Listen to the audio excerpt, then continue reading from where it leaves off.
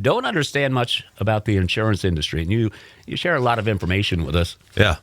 By the way, to complete your scene for the morning with the beautiful sunshine, the singing birds, Snow White was walking with her animal crew. It was gorgeous. It was just surreal. Just surreal. Thumper and Bambi were down the street. Yeah. Okay. We don't have any fun. Never. All right, so we talk about everything in the world of insurance. The last couple of chats, we talked about young drivers out there, new drivers, and changes in policies and such. Yep. Automotive insurance isn't the only insurance need out there. Homeowners need to have insurance, and most often when you think of a homeowner, you think of somebody that's already been through the whole financing structure, paid all the interest, and now they own their home, hence the phrase homeowner. But there's a step that leads to that because not everybody can dole out a couple $100,000 to buy a house. What about in the world of, where somebody has to finance a house or a property? Right, which is the case, right? Everybody does. I mean, when you go from renting to buying, you're no longer paying rent to a landlord. You're paying rent to your bank, really. I mean, if you want to break it up that way, and to the town for taxes and all that. But when it comes to homeowners insurance, you are taking that giant step to probably acquire one of the biggest assets you'll ever have in your entire life. Probably, not guaranteed, but most likely. There's some things you need to do to be prepared and to do the process. When you're going to buy a home, you do all the research. You're looking for the home that fits your needs. You're walking through the homes. You're looking to see if that's the neighborhood you want to be in, or if it's got the bathroom count that you want, or if it's got the detached or the attached garage or the porch or what have you. So you're doing your due diligence to find the house that makes sense for you. Absolutely. That's what we do. And then you go through the process of obtaining financing or seeing if you can get financed. The whole process is very detailed. And I find that a lot of people through that process forget insurance.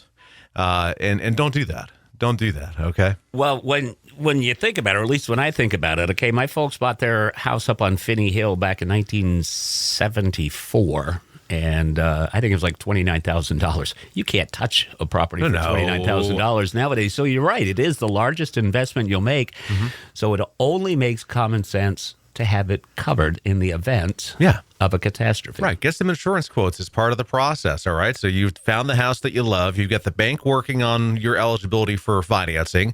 Through that process, they'll be doing an appraisal. You'll probably do an inspection to make sure everything is the way you want it. Make sure insurance is part of it, because that way we can come in and give you an idea of what the insurance ramifications will be, which there will be. Is the home within 5 miles of a fire department, or is it over 5 miles? Is the home within 1,000 feet of a fire hydrant or over? Does the home have propane heat only, or wood heat and oil heat? Or what's the scenario? Does the home have a roof that needs to be redone? Does the home have knob and tube wiring, fuse boxes, all that thing? I want to hop in here real quick, okay? Because we have a client that joins us on Wednesday mornings who provides heating appliances, and they vary, okay? From propane to wood pellet to wood and stuff like that. If a current homeowner, okay, has, say, unfortunately, this time of year with the prices the way they are, but if they heat with oil, okay, with fuel oil, and they decide that they want to make a change to their heating source, is that something that they need to contact the insurance company on? Absolutely. No, it's certainly so, especially if you're going to wood. Wood is certainly something insurance companies are going to want to be aware of. There are a couple, and I represent a couple, that could care less. They don't care what you have for heat. Just make sure you're safe, I suppose, is their rule of thumb, but they don't even really ask. But there are some things that do matter, even with those companies. That is your only source of heat coming from wood? If that's the case, think of the many types of loss in a homeowner policy that could become a higher probability of loss because you do have wood heat. Think of backup of snow and ice, frozen plumbing, things of that nature that could occur because the wood fire went out and you don't have an automatic thermostatically controlled source of heat.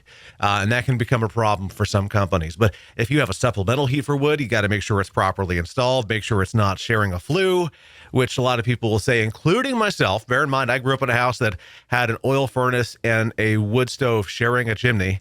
and I am here to talk about it. I made it. You're I survived. Lucky. Yeah. We did the same thing growing up. But companies don't want that. There are, again, some companies that don't care, but most have a thought on that. So make insurance part of the process. It needs to be. It should be. That way you're not being surprised in the end. And a lot of people forget that even, they think that the only time we're working for them, and rightfully so, it's perspective, it's perception, is when we're talking in one way or another to you, whether it be text, email, phone call, face-to-face. That's not the only time we're working for you. A lot of times we're getting requests from the bank to do this, to do that, to provide proof of insurance. There's a million and one things behind the background, and the bank is one of them for sure.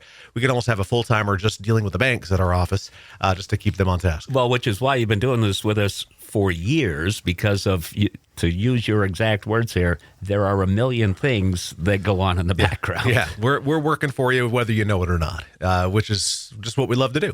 All right. One thing I do want to mention here as we get ready to wrap things up here. You mentioned the shared flu. Yes. Here in Vermont, we've had a lot of folks moving here the last couple of years, especially, okay?